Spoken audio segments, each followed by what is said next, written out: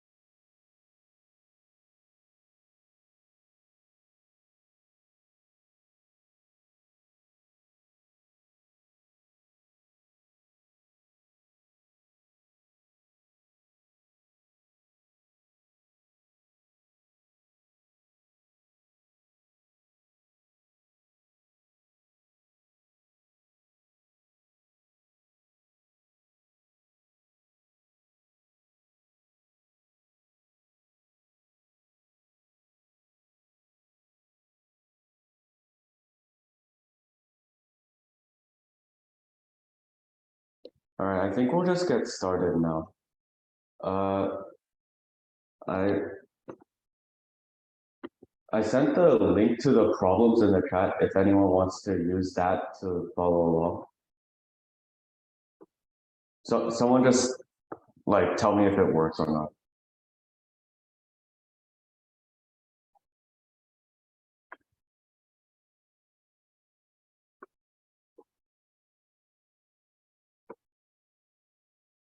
It works. All right, cool. So now let's look at some of these. Feel free to send me anything in the chat if you have questions along the way. I'll try my best to answer them if possible.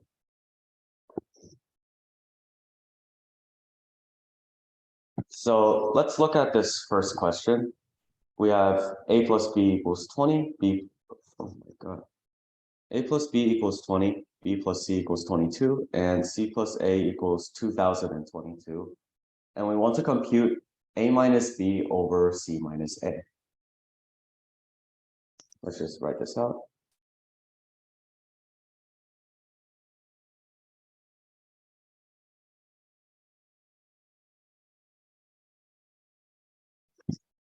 Now, you could probably just solve for a, b, and c from this.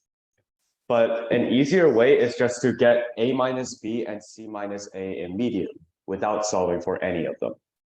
So if we want to get a minus b, we can write a minus b is equal to a plus c minus b plus c.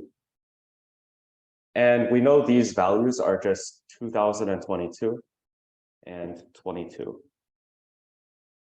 So a minus b is just going to be equal to 2000.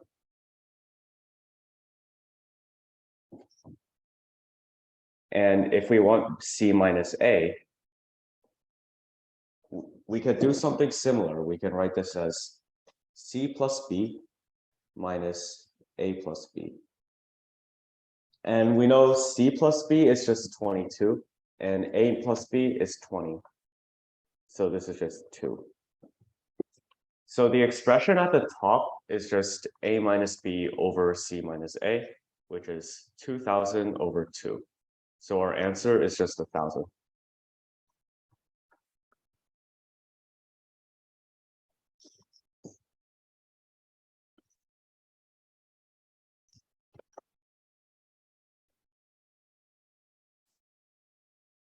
So does anyone have any questions on this?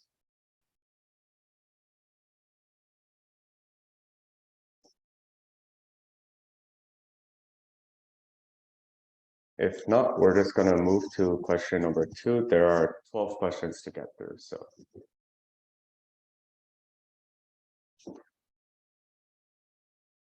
So this is the first geometry question of the test.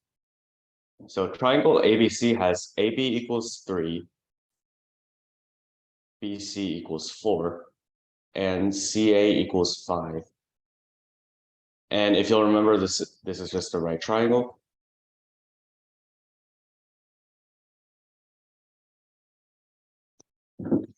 And now points D, E, F, G, H, and I are the reflections of A over B. So D is here. B over A.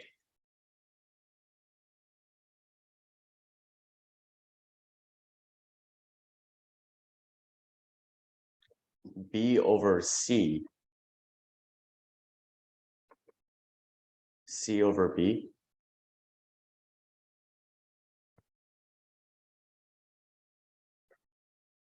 C over A.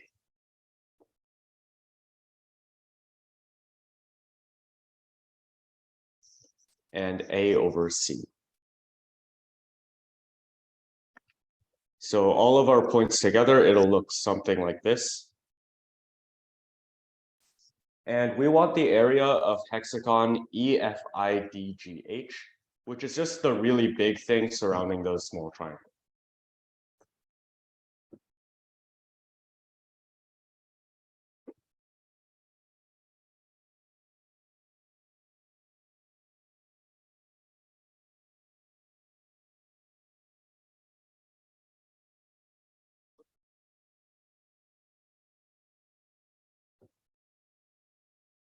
So if we want this, we can split this big hexagon into a few different shapes. So this area is actually, we could split it into triangle BGD plus big triangle EBF plus the two rectangles BFID and BEHG.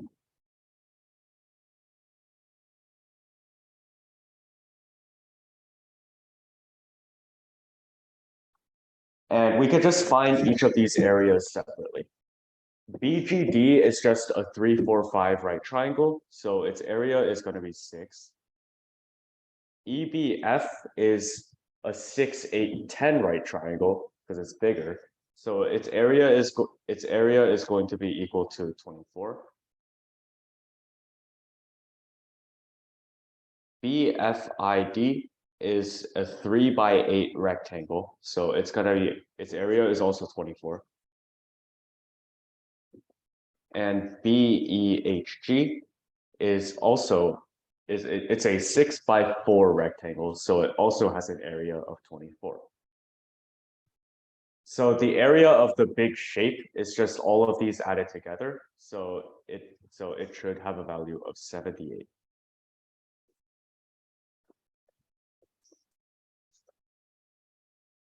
Does anyone have any questions on this?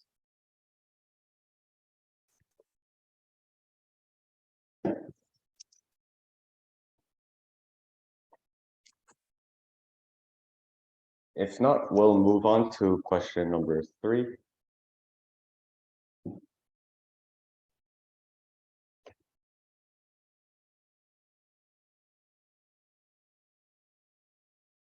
And question number 3 looks like this.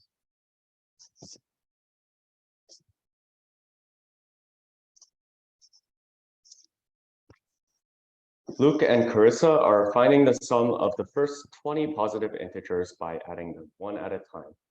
Luke forgets to add a number and he gets an answer of 207. And Carissa adds a number twice by mistake and gets an answer of 225. So we want the sum of the number that Luke forgot and the number that Carissa added twice. So first, what might be pretty useful is the sum of the first 20 positive integers if you added them normally. And this would just be 1 plus 2 plus all the way up to 20, which is equal to 20 times 21 over 2, which is 210. So if Luke forgets to add a number and gets an answer of 207, then that means that Luke forgets to add the number 3.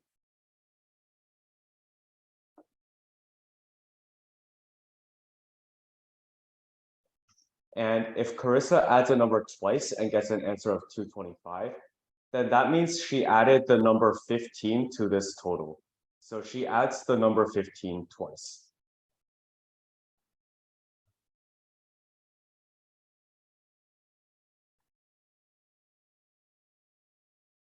And the problem just asks for the sum. So our sum is just 3 plus 15, which is equal to 18.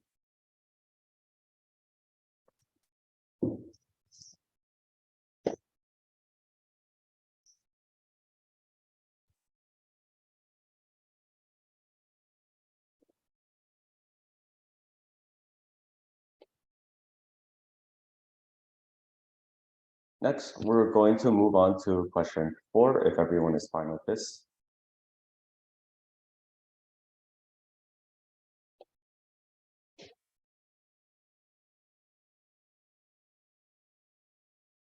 And question 4 is a bit long, so I'll give you guys like a few minutes to read it. Kat and Claire are having a conversation about Kat's favorite number. Kat says, "My favorite number is a 2-digit perfect square." Now Claire says, "If you picked a digit of your favorite number at random and revealed it to me, is there any chance I would know for certain what the number is?" And Kat says, "Yes." And in addition, if I told you a number and identified it as the sum of the digits, or if I told you a number and identified as the difference of the digits, you would not know this number. And what is Kat's favorite number? I'll give you guys a few minutes or so to think about this.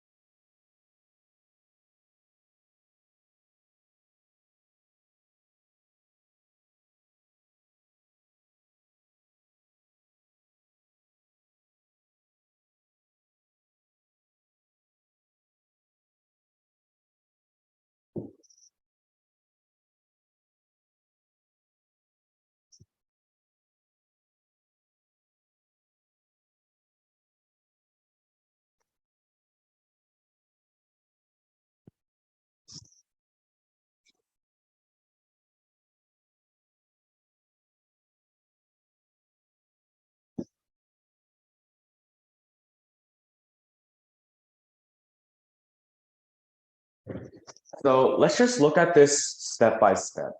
So the first thing that Kat says is that her favorite number is a 2-digit perfect square. So the only numbers that it can be are 16, 25, 36, 49, 64, or 81. Those are the only possibilities for a number. Now, Claire asks, if you picked a digit and revealed it to me, is there any chance I would know what the number is? So let's think about what this statement means. This means that in the number, there is one digit where it only appears in that number. So let's just go down the line. If her number was 16, then you would not know, because the 1 could have also been in 81 and the 6 could have been in 64. So 16 cannot be your favorite number.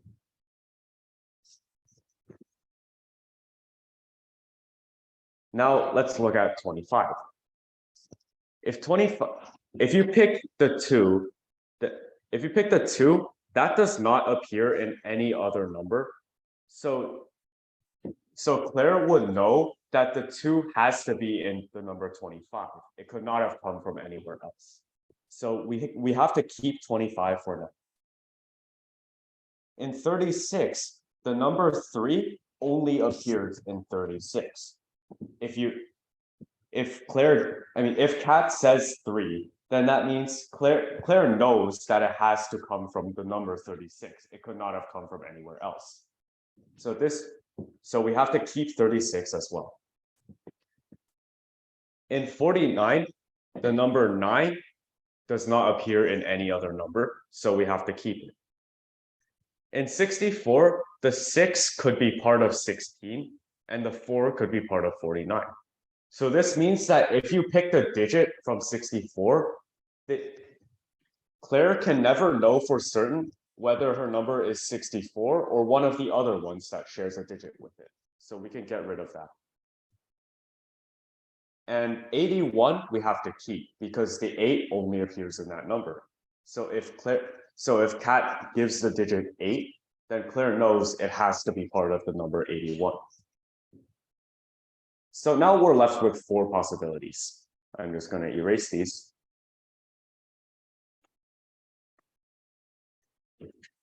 Now Kat says that if I told you a number and said it was the sum of the digits, or if I told you a number that was the difference of the digits, you would not know what the number is. So let's look at the sum of the digits first.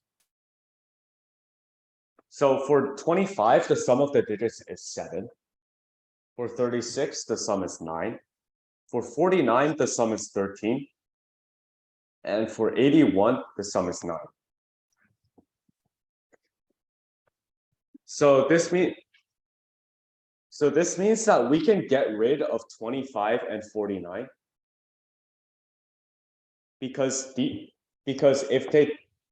if Kat gave the digit sum of 7 or 13, then Claire would know which of these numbers it was.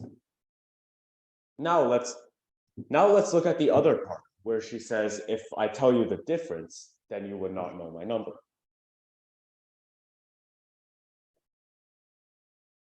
So the difference between the digits, in 25, it's 3.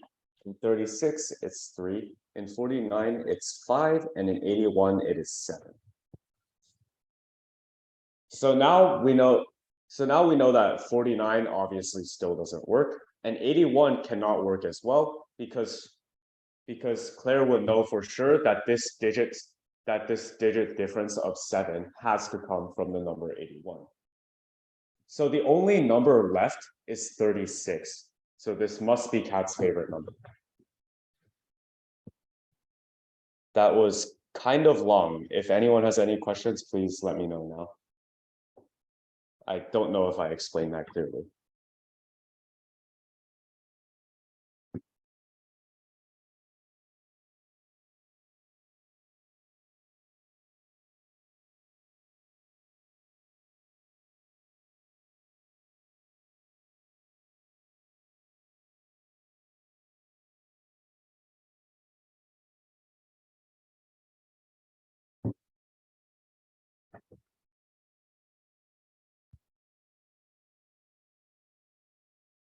If not, we're going to go to question number 5.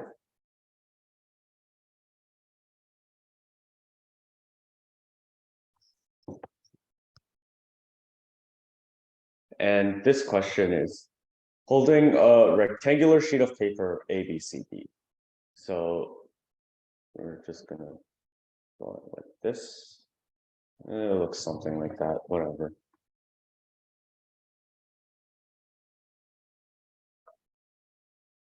Claire folds triangle ABD over diagonal BD. So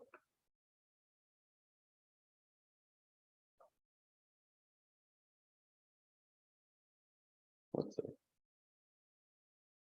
Why can't I just make the line straight? Okay.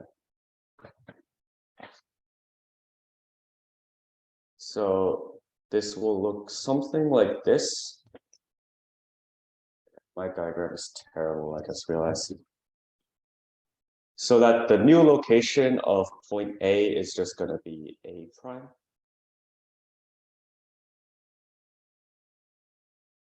And we know that A prime C is 1/3 of BD.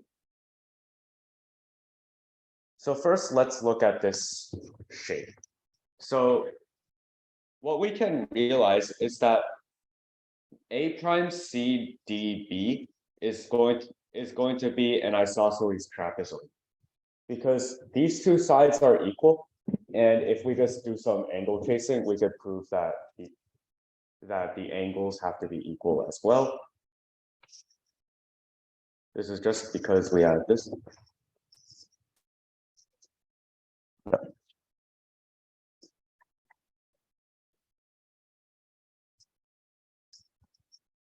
And because these two sides are equal, then that means that because these two are equal, where this is, let's say, point E or something, then that means we have to have A prime E is equal to EC. So that means these two angles are equal as well. So this has to be an isosceles trapezoid.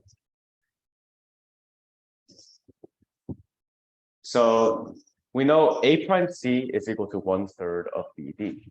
So let's just let A prime C equal X, and then we would have BD is equal to 3X. So in that case, if we just drop the altitudes from C and A prime to the diagonal,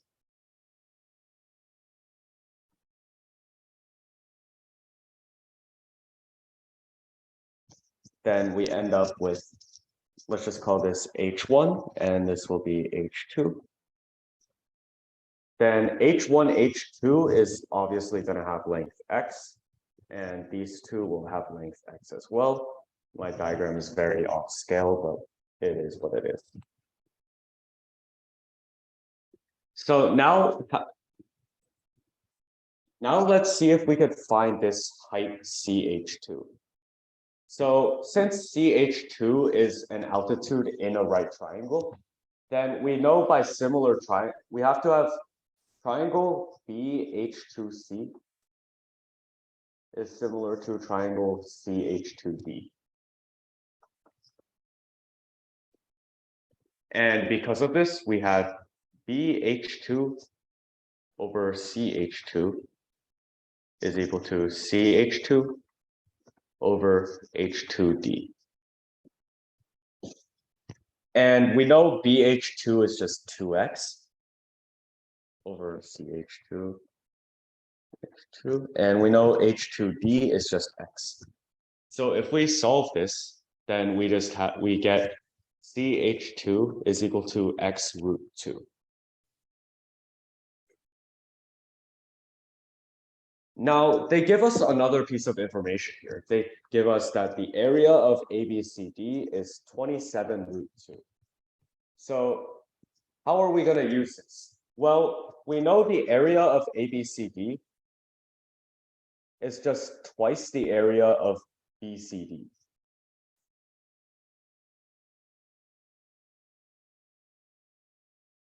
Because BD is a diagonal.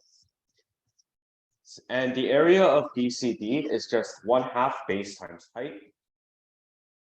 The base is BD, which has length 3x, and the height is CH2, which we figured out is x root 2. So this is good. If we simplify this, it'll be equal to 3 root 2 times x squared. And we know this area is 27 root 2. So we have 27 root 2 equals 3 root 2 times x squared. So we can solve and we have x equals 3. And all we need to find is BD. We know BD is just going to be equal to 3x. So BD is equal to 9.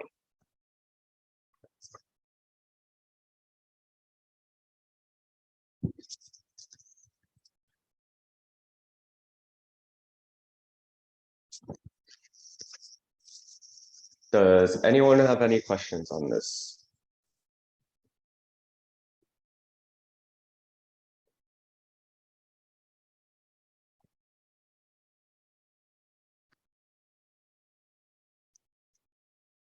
All right. If you have any questions about this that pop up later, then you could just let me know. But for now, I will move on to question 6 because there's not that much time.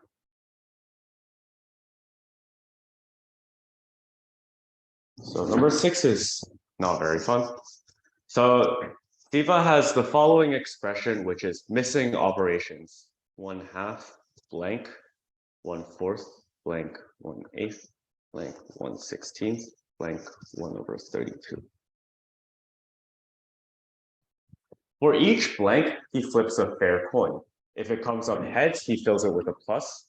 And if it comes up tails, he fills it with a minus. And afterwards, he's just going to compute the value. And he repeats it again with a new set of coin flips and operations. So let's say this one is his first expression, and his second expression is going to be, well, I'll leave them blank for now.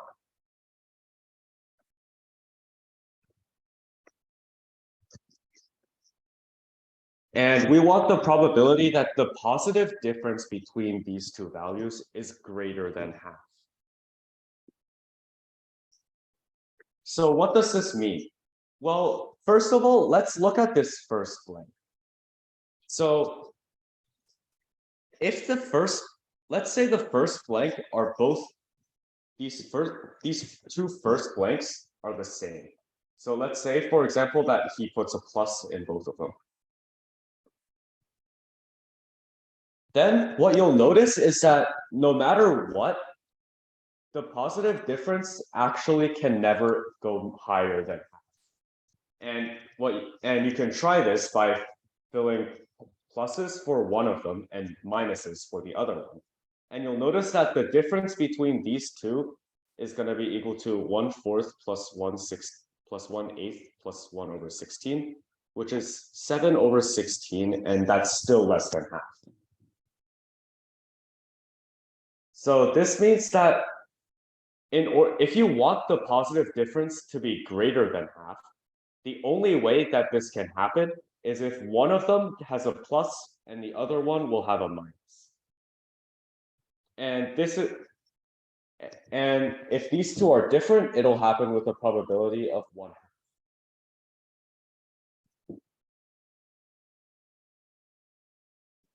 Now we're going to look at these inside ones. Let's say he puts a plus on the first expression and a minus on the second.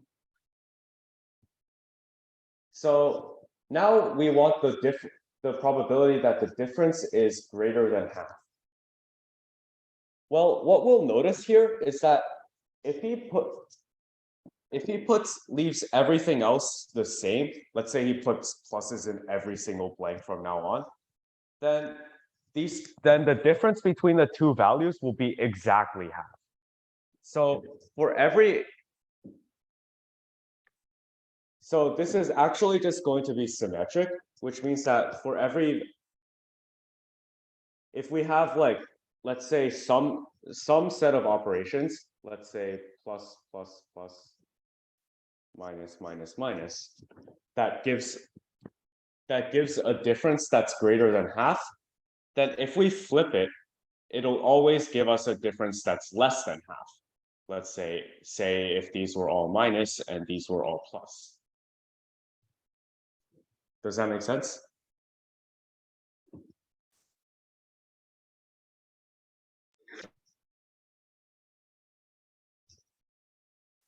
So if we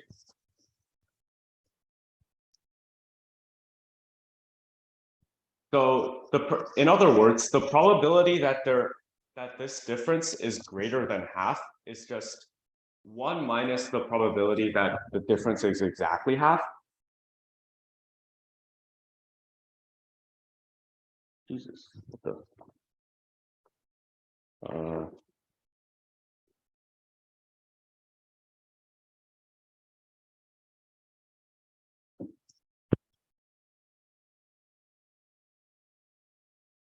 over 2.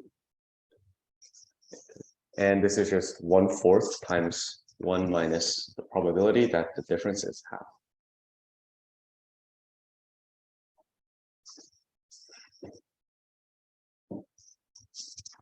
And like we said earlier, if the set of operations here, let's say plus minus plus, is the same as the set of operations on the bottom, let's say plus minus plus again, then the difference will be exactly half. So this probability is just the probability that the bottom will match up with the top, which is a probability of 1/8. So we just want 1/4 times 1 minus 1/8, which is 1/4 times 7/8, which is 7/32. And the problem just asks for the sum of the numerator and denominator. So our answer is 7 plus 32, which is 39.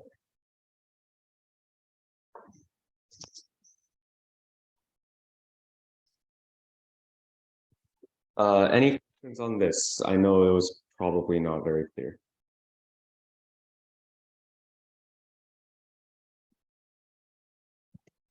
So how do you get the P difference, the thing, like the 1/8 part?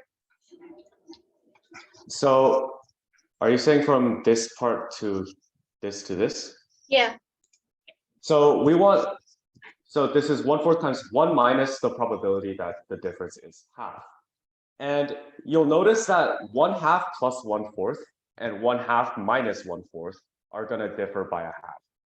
So if we want the difference between the two big expressions to be 1/2, then that means all the other operations just have to match across the two expressions. And that happens with a probability of 1/8 because it's 1/2 for here times 1/2 times 1/2. Okay.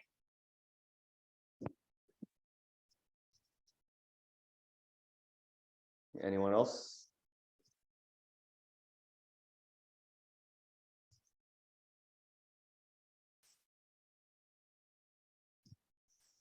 All right, let's move on to 50 cent. Is problem 7.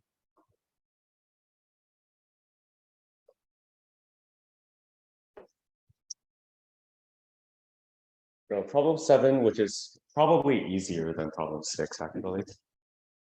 Catherine makes Benj play a game called 50 Cent.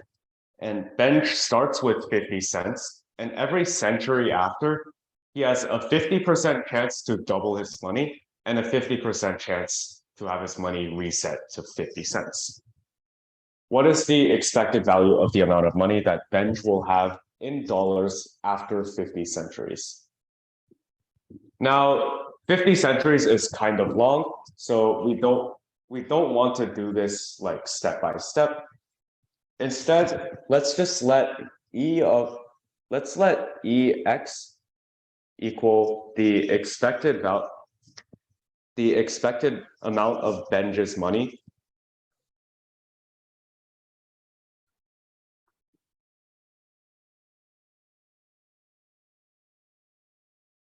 after X centuries.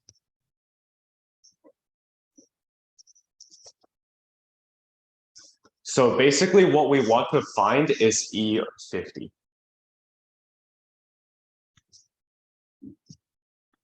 So now that we set this variable, let's see if we could find EX plus 1.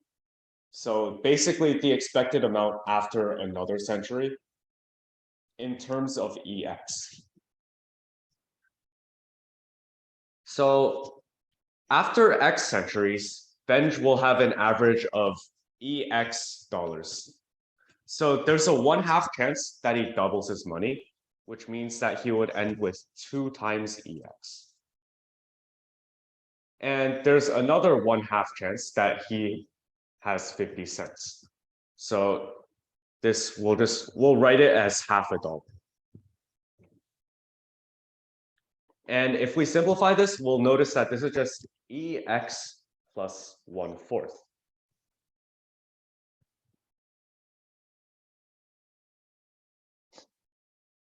So now now we have this relationship. And we know that bench starts with 50 cents. So E0 is just going to be one half, which is $0.50. Because he starts with 50 cents, there's no way for him to change that. So now we just have this relationship. So we know E1, for example, is 3/4 or 75 cents. E2 is 1. E3 will be 5/4 or $1.25, and so on and so on. E50 is just going to be what E0 plus 50/4, which is 1/2 plus 25/2 or 13. And yeah, as Skylar said in the chat, you could probably have noticed this pattern by testing small cases. You would have been able to see that it just goes up by 25 cents each time.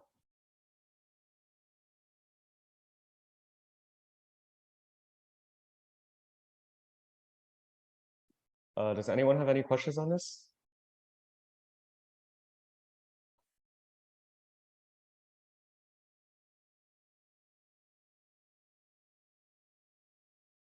This method comes up a lot, by the way. So it'll be pretty useful in other competitions as well, probably.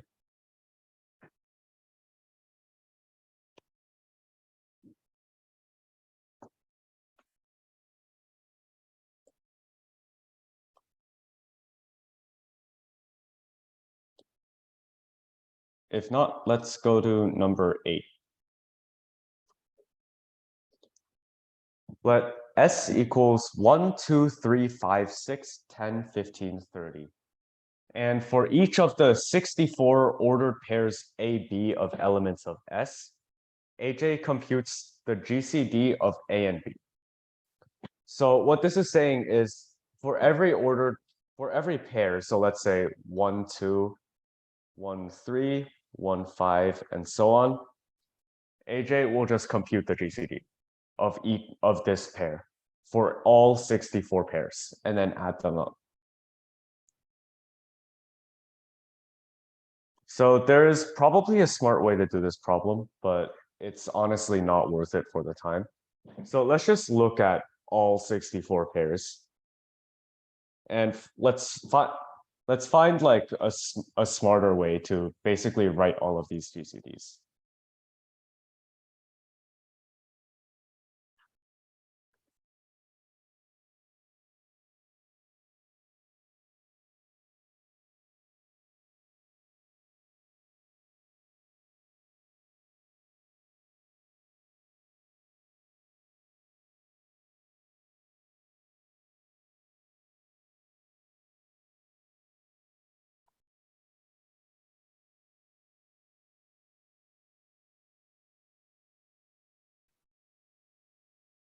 So we have this table over here, and basically we're just gonna fill it in. So let's say on the left side we have the value of A, and on the right side we have on the rows we have the value of A, on the columns we have the value of B. So if A equals 1, then the GCD is just always going to be equal to 1. There's no way you can change that. So these are just all 1.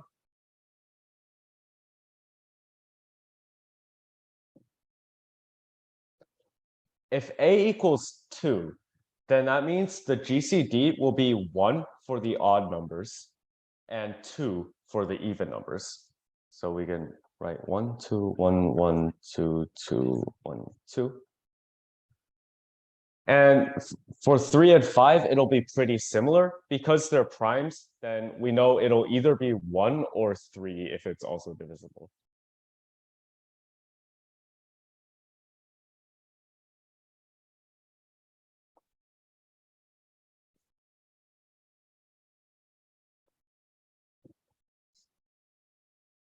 Now let's look at 6.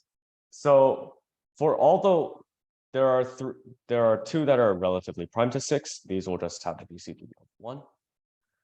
GCD of 2 and 6 is 2. 3 and 6, it'll be 3. 6 and 6 is 6. 10 and 6 will be 2. 15 and 6 is 3. And 30 and 6 is 6. I hope I did that right. And for 10, we can basically do the same thing, and we just go down the line.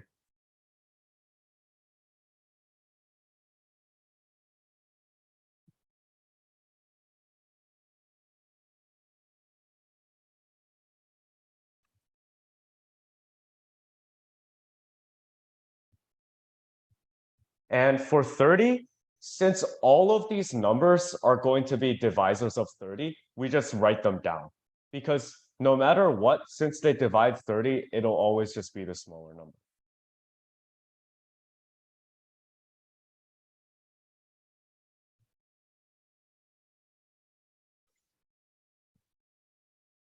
So now once we have this table, all that's left is just to add the numbers. So in this first row, our sum is 8. In this second row, our sum will be 12. In the third row, our sum will be 16. And in the fourth row, it'll be 24. In the fifth row, we just add them, and this will be 6 plus 1 plus 6, which is 13, plus 5, which is 18, plus 6, which is 24. In the sixth row, we get 4 plus 5 is 9, plus 2 is 11, plus 10 is 21, plus 15 is 36. In the seventh row, we get 1 plus 9, which is 10, 18, 33, 48. And in this last row, it'll be 3 plus 4 plus 6, which is 72.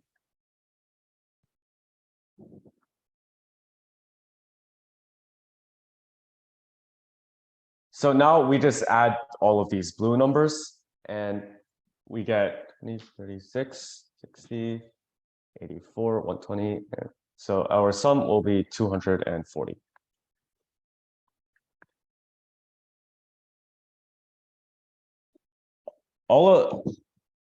If anyone is wondering how you get the blue numbers, you just add the numbers in each row and then add all of the blue numbers up. I just wrote them down to save you guys some time.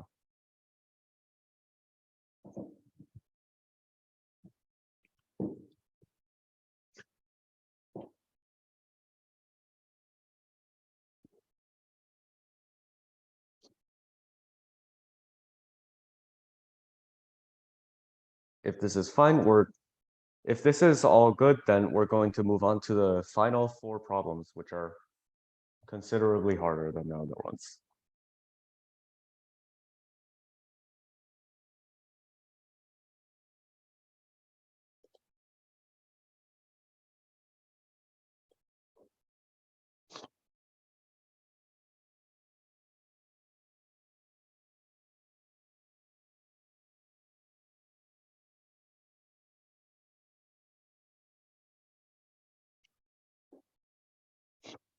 All right, so let's go on to question numbers 9 through 14. I mean 9 through 12, sorry. Let's look at number 9 first.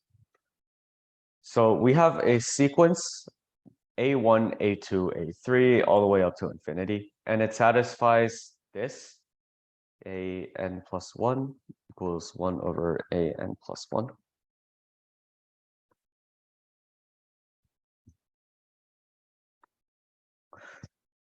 And we define BK so that it's the minimum number such that the product of A1 all the way through AK so that this product will never exceed B for any positive integer choice of A1. And what we want to find is just this value. So basically we want to find all the B's. So let's look at what this turns out for like some generic value of A1.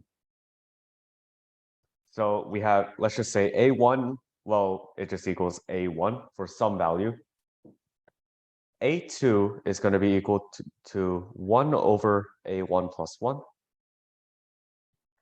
A3 equals 1 over A1 plus 2 over A1 plus 1, which is A1 plus 1 over A1 plus 2. A4 is going to be equal to 1 over A1 plus 1 over A1 plus 2 plus 1, which is going to be equal to A1 plus 2 over 2A1 plus 3. And let's do 2 more. We have A5 equals 1 over A1 plus 2 over 2A1 plus 3 plus 1, which is equal to 2A1 plus 3 over 3A1 plus 5. And just to make the pattern as clear as possible, let's just find A6.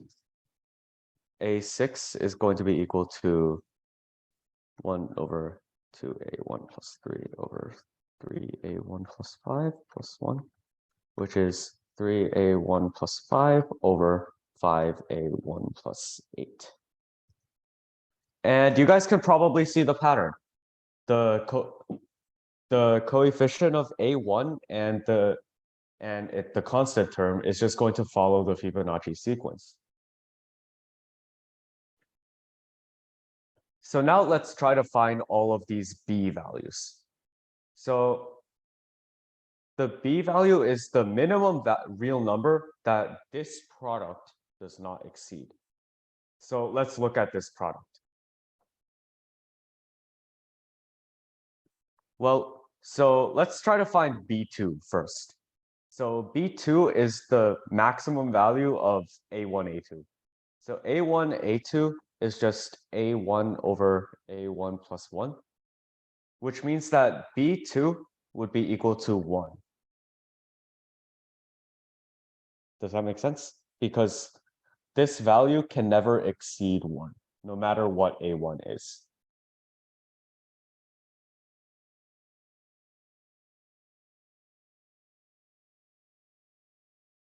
And if we continue the pattern, we get A1, A2, A3. It's just going to be equal to A1 over, and these will cancel out. So it'll be A1 plus 2, which means that B3 is also equal to 1. A1 up to A4 is equal to A1 over 2A1 plus 3, which means that B4 is equal to 1/2, and so on and so on.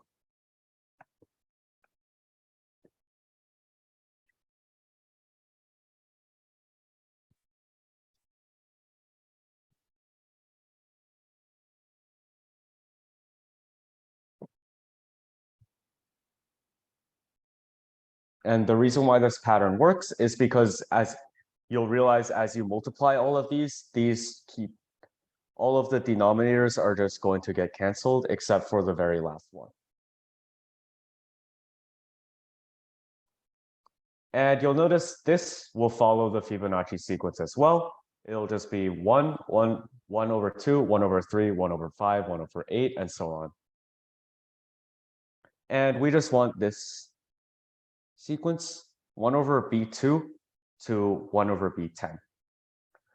And if we just compute those values, it'll be 1 plus 1 plus 2 plus 3 plus 5 plus 8 plus 13 plus 21 plus 34.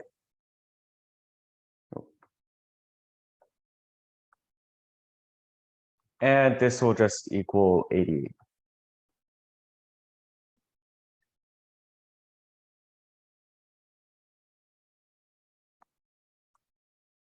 The idea is we just compute the first values of A and the first values of B, and then we see a pretty obvious pattern emerge.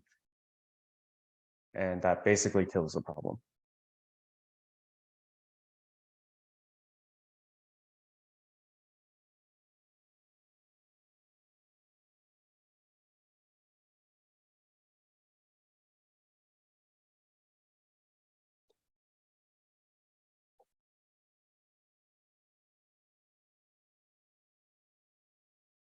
If no one has any questions on this, I'll move to question number 10.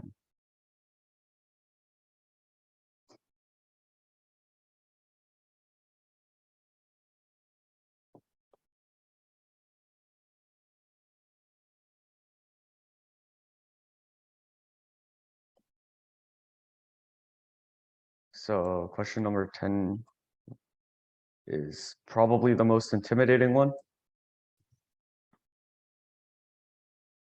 So define a function f on the positive integers as follows. F of n equals m, where m is the smallest positive integer such that n is a factor of m squared. So for example, f of 12 would be equal to 6 because 12 is a factor of 6 squared. And we want the smallest integer m, so that square root of m is a product of prime numbers of which there are at least 3. And square root of m is a factor of this summation thing, which is the sum of f of d for all divisors of m.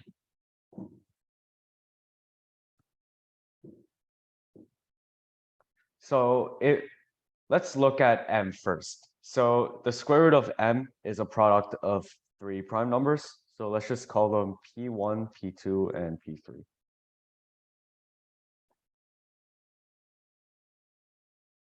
Then we have m is just equal to p1 squared times p2 squared times p3 squared. And now let's try to find this big scary summation. So let's split this into primes. So if d is divisible by all 3 primes, then f of d is going to just be p1, p2, p3. And in that case, there are 8 divisors. So this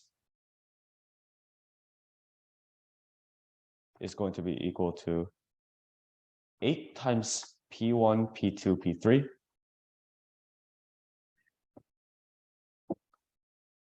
Now, there are 4 divisors that are divisible by p1 and p2, but not by p3. And in this case, f of the divisor, it will just be p1, p2. Similarly, we have 4 divisors divisible by p2 and p3. And 4 divisible by p1 and p3.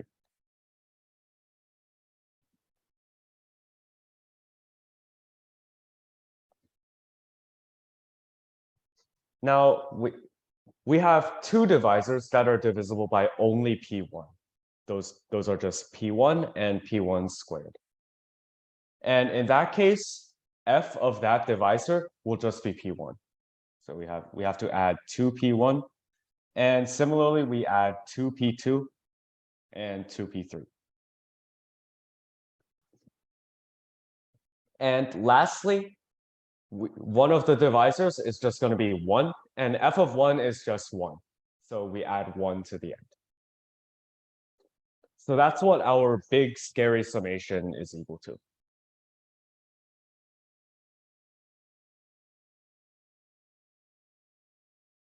So this looks pretty bad at first, but if you look at it closely, you'll notice that you can factor this in as 2p1 plus 1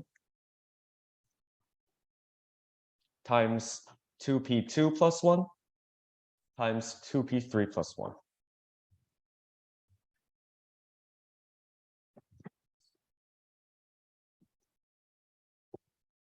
So now let's go back to the problem statement. We want the smallest integer m so that the square root of m is a product of prime numbers, and the square root of m divides this. So we just have to have p1, p2, p3 divides 2p1 plus 1 times 2p2 plus 1 times 2p3 plus 1.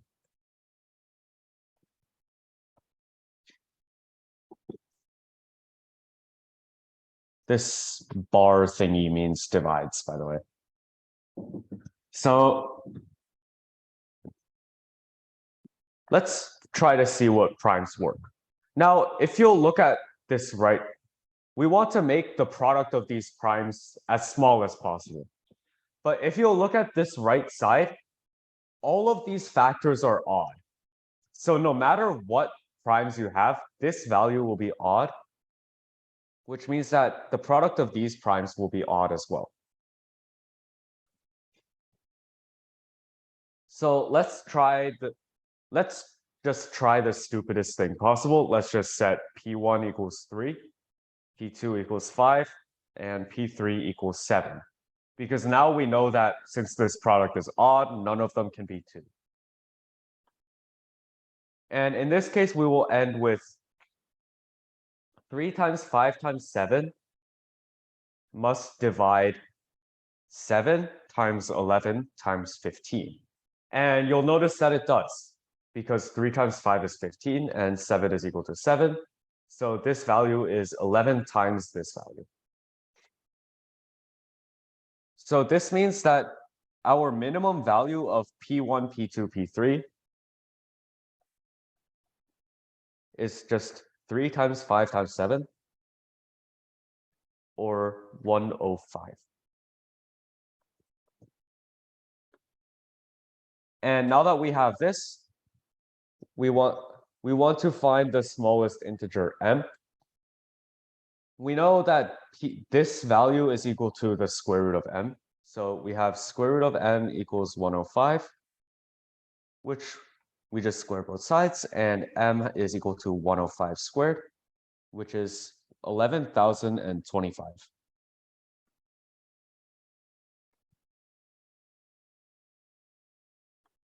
So the main idea here is that we prime factorize m, and then using that prime factorization, we can figure out what this big scary summation is equal to, and that'll simplify the problem by a lot.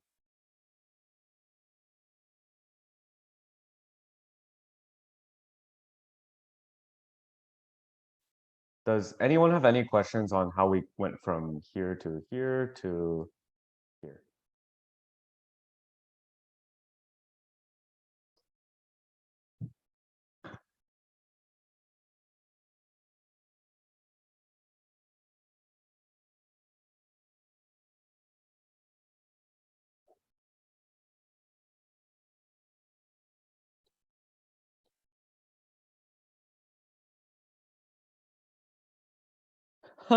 Well, I have a calculator built into my brain. No, one, I know this is the answer, and two, this is equal to 100 plus 5 squared, which is 10,000 plus 2 times 5 times 100 plus 25, which is just 10,000 plus 1,000 plus 25.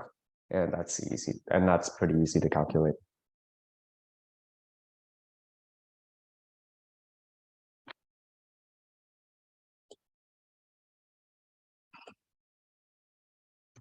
Oh, yeah, the trick that Nathan mentioned works as well.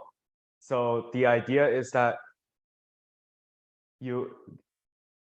if you want to square any number that ends in 5, let's say in this case like 105, then you take this number that's like other than like the number other than the 5 at the end, and you multiply by that number times 1.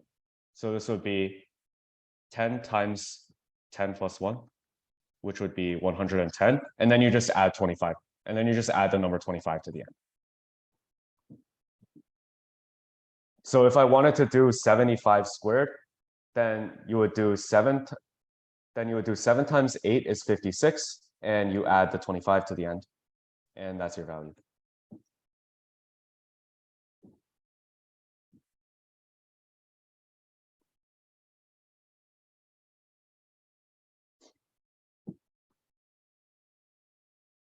Any other questions?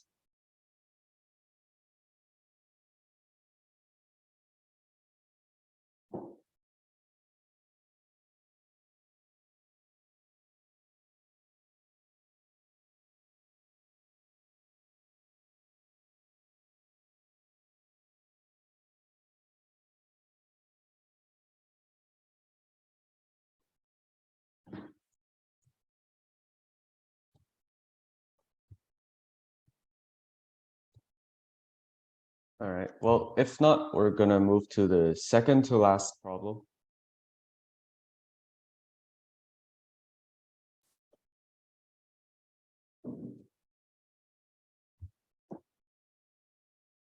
Denote by real of z and imaginary z the real and imaginary parts of a complex number.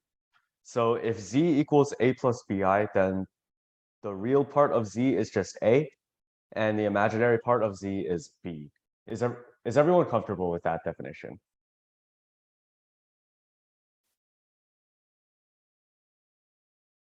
All right, cool. So now this is the actual problem. There is some real number k, so that for some complex number w, we have this, the imaginary part of 1 over w equals the imaginary part of k over w squared equals the imaginary part of k over w cubed. For some complex number w with magnitude √3 over 2, and the real part of w is greater than 0, and the imaginary part of w is not 0. Whatever. And we just want to find k, basically.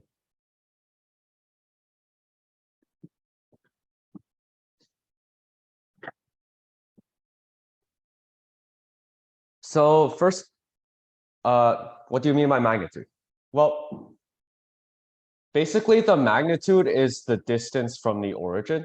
So if we had, let's say we have the number 3 plus 4i, then in the complex plane, it'll be somewhere here. So the magnitude is just the distance from this point to the origin. So in this case, it'll be 5. It's, yeah, basically what Nathan said, it's the square root of the real part squared plus the imaginary part squared. If that makes sense.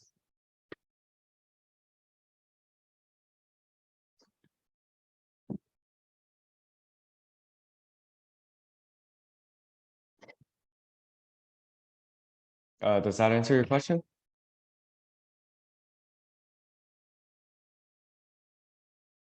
Okay.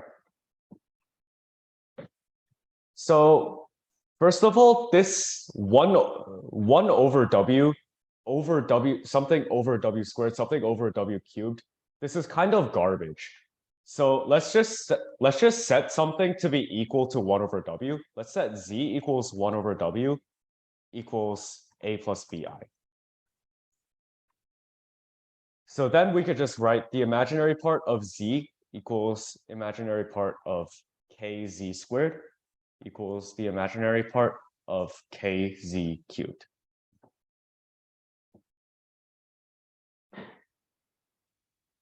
Can I erase this part on the lower right side if you guys don't need it?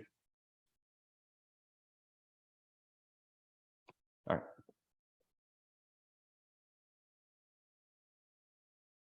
Now, what can we say about z? Well, we know this magnitude condition, so we can write the magnitude of z is just going to be 1 over the magnitude of w, which is 2 over √3. And recall by our definition that this means that a squared plus b squared is going to be equal to 4 over 3. We're going to be setting this aside to use later.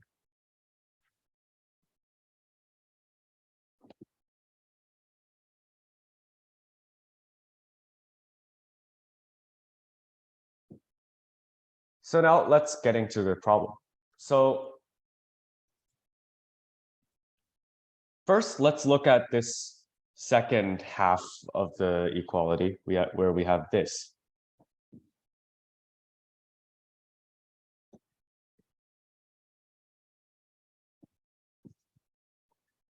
And since k is a real number, we can just get rid of it. So we know the imaginary part of z squared is equal to the imaginary part of z cubed.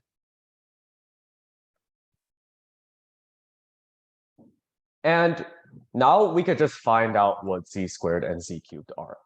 So z squared is just a plus bi squared, which if you expand it, this is a squared minus b squared plus 2abi.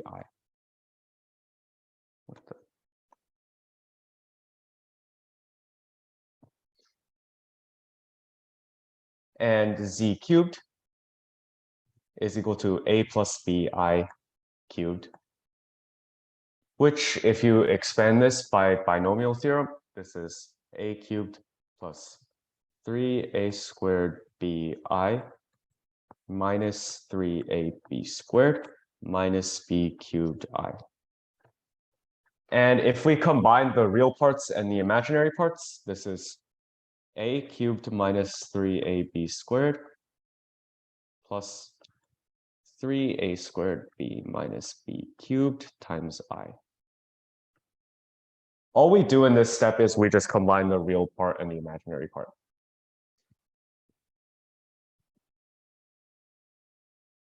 So now we can substitute these back into this equation on the left. We know the imaginary part of z squared is just, it'll just be equal to 2ab. And on the right, it'll be 3a squared b minus b cubed.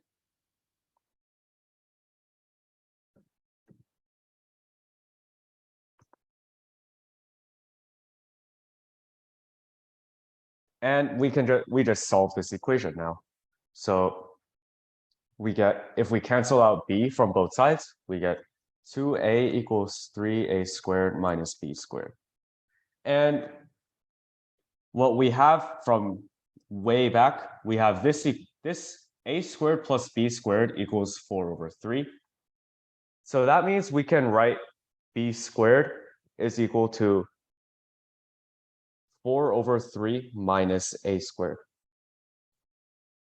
So if we substitute that into here, we get 2a equals 3a squared minus 4/3 minus a squared.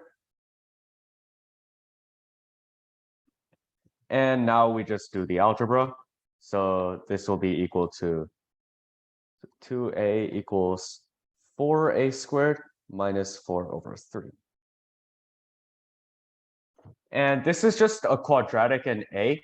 So if we simplify this by multiplying both sides by 3/2, this will give us 3a equals 6a squared minus 2. So 6a squared minus 3a minus 2 is equal to 0. And now just use the quadratic formula, we get a equals 3 plus or minus the square root of 3 squared minus 4 times 6 times -2/12, which is equal to 3 plus or minus the square root of 57/12. And since way in the beginning, we realized that the real part has to be greater than 0, then we just take the positive root. So this will be 3 plus root 57/12. It really shouldn't actually matter, but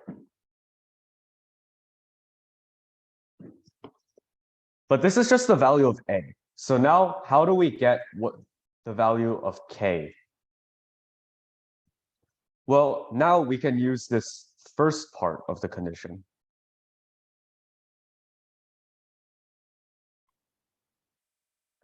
Where the imaginary part of z is the imaginary part of kz squared.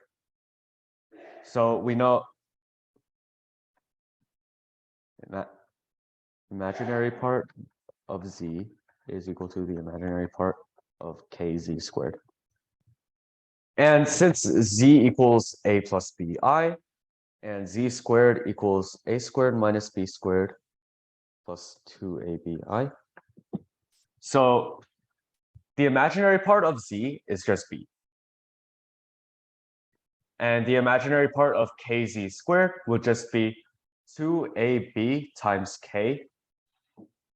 And now we can just cancel b from both sides. We get 2ak equals 1. So k equals 1 over 2a. And we know what a is. A is this thing. So this is 1 over 3 plus root 57 over 6, which is 6 times 3 minus root 57 over negative 48. And now we just simplify this, and it'll be equal to root 57 minus 3 over 8. Sorry, I might have lost someone there. Sorry. This whole part from here up to here is just algebra. You just do it. The key part is just expanding these and then getting the imaginary parts. So that means our value is root 57 minus 3 all over 8. And the problem says that it's root a minus b over c, and we want to find a plus b plus c. So in this case, a is 57, b is 3, c is 8. So a plus b plus c equals 57 plus 3 plus 8, which is equal to 68. I should have used something that's not turquoise.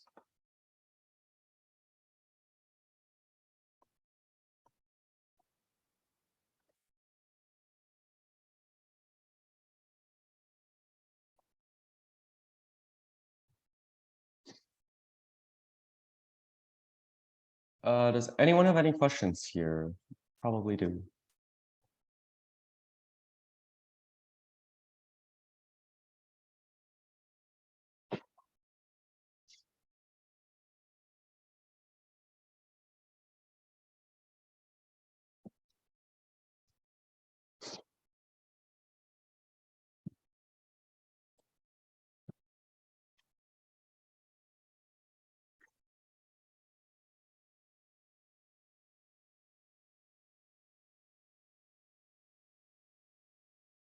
Any questions? If not, I'll move on to the final question for today.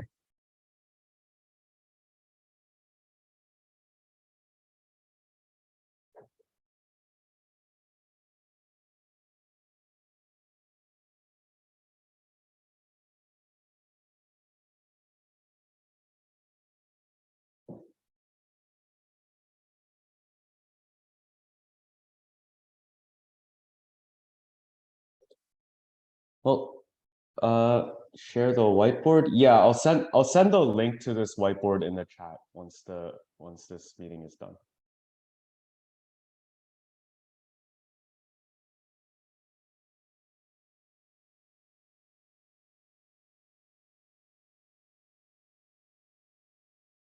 All right. If not, we're gonna move on to question number 12, and I'm gonna move this a bit to the right, so there's enough space to do it.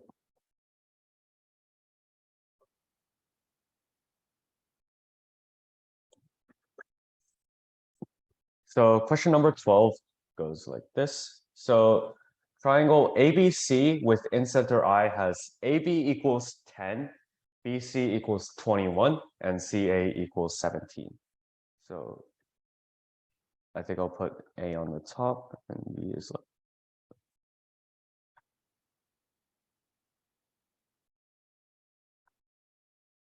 And it's pretty flat, so it'll look something like this.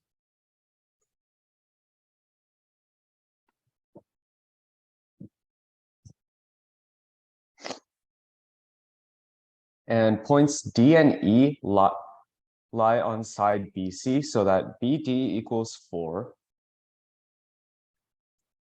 DE equals 6, and EC equals 11. We could get rid of this. And now we just draw the incenter, which is kind of hard.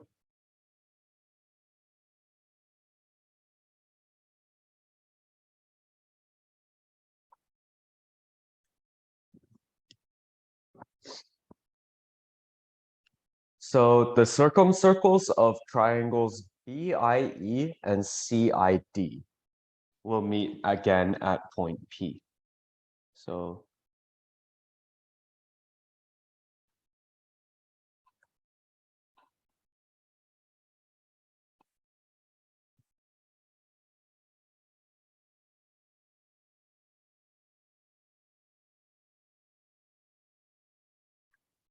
and CID, which is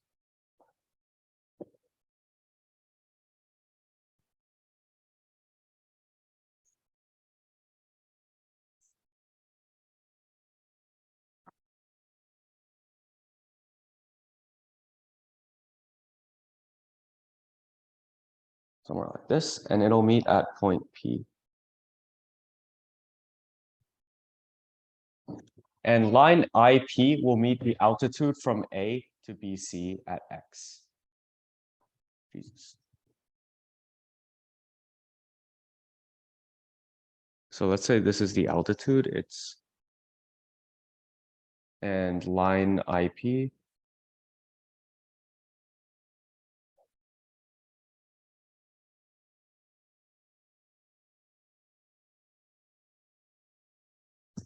my diagram sucks. Hold on.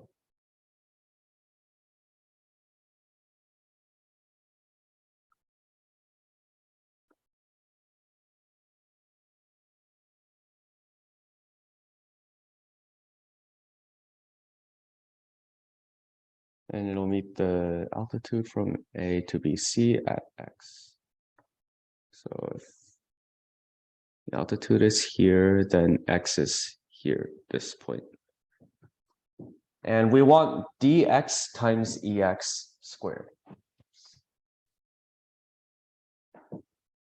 So I'm going to zoom in because this diagram is probably a bit hard to see.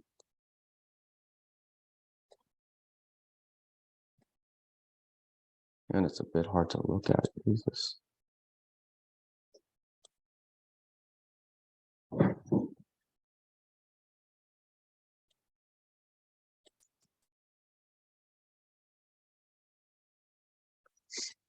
So let's look at this diagram first. So let's define point Q so that Q is the intersection of IP with BC. So then we can just use power of a point. So from power of a point in the circumcircle of BIE, we have BQ times QE equals QI times QP.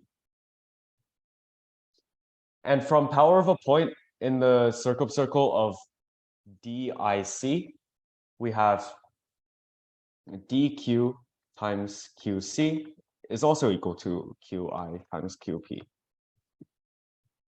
So therefore, BQ times QE is equal to DQ times QC.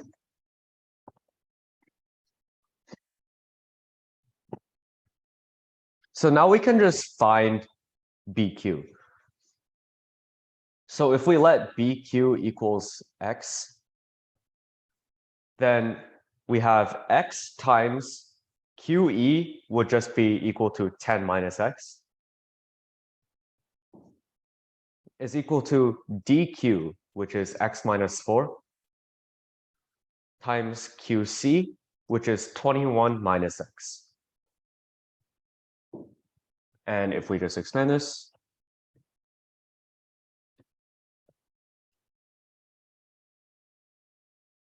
and solving will give us 15x equals 84. So x equals 28 over 5.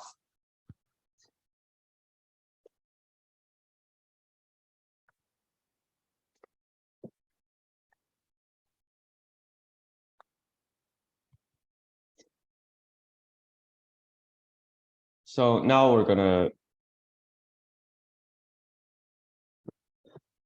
let's try to finish this problem. So there are a couple ways to finish from here. The simplest one is by using similar triangles. So this is not tangent, but it should be.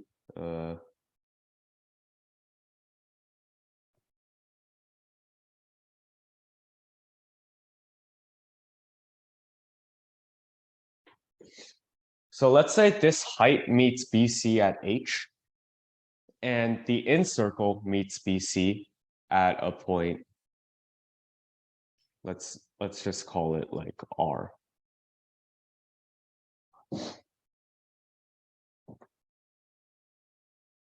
Then the simplest way to finish is just to use similar triangles, where we have triangles QXH, this small one, and triangle QIR are similar because the two lines are parallel.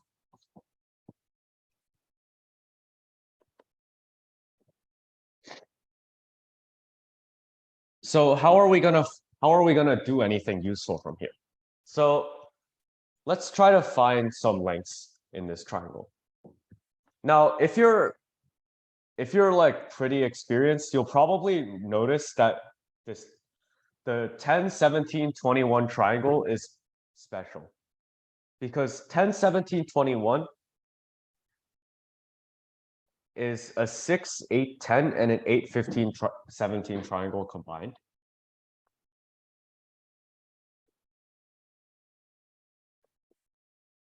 And if you're not experienced, then you'll probably figure this out through Heron's formula and then divide to get the height. So this means that QH is going to be equal to 6 minus 28 over 5, which is 2/5. And we know Q. So now we want to find QR.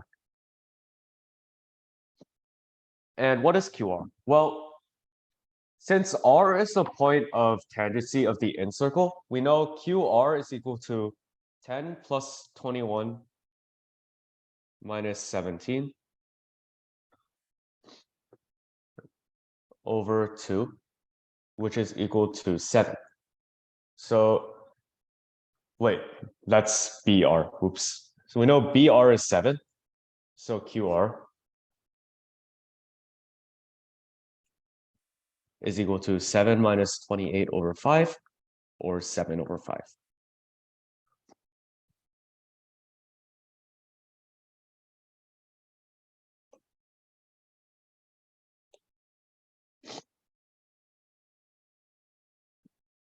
So we have two lengths. We need one more so that we could find this length XH. So we know IR is the in radius of this triangle. So it is the area of ABC over the semi-perimeter, which you could calculate, it's equal to 24. The area of ABC is just going to be equal to 1/2 times 21 times 8, which is 84. So the in radius will be equal to 7 over 2.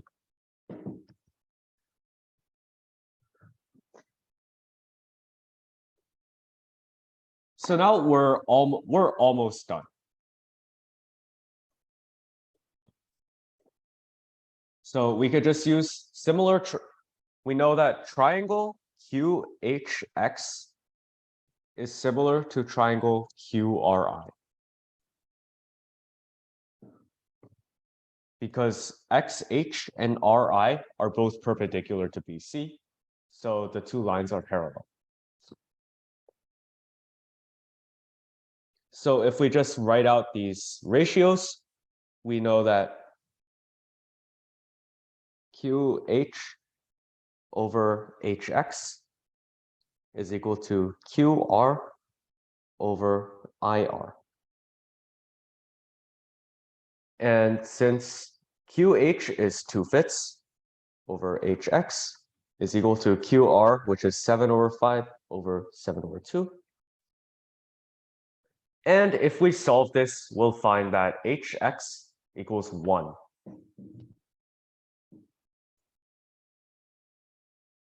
So now we're basically done. The problem just asks for dx times ex squared. We want dx times ex squared. So but we know hx now.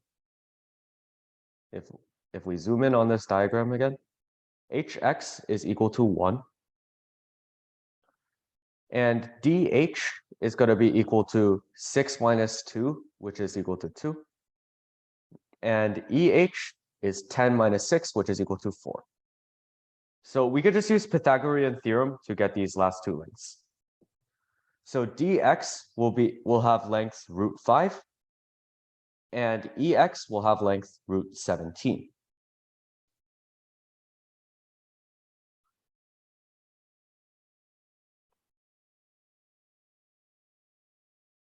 So when we do so in this last step, this will be equal to root 5 times root 17 squared, which is 85.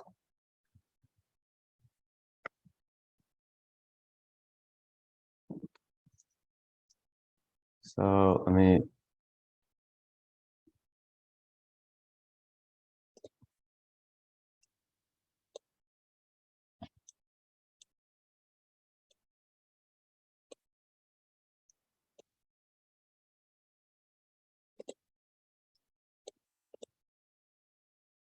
So this is the link to the board if anyone wants to use it for future reference. I only have the free version of Miro, so you guys can only view the board, but it should still be helpful. And since time's up, I will stop screen sharing, and I guess the meeting is over now. So have a nice rest of your weekend. Well, the last 4 hours of it. Thank you.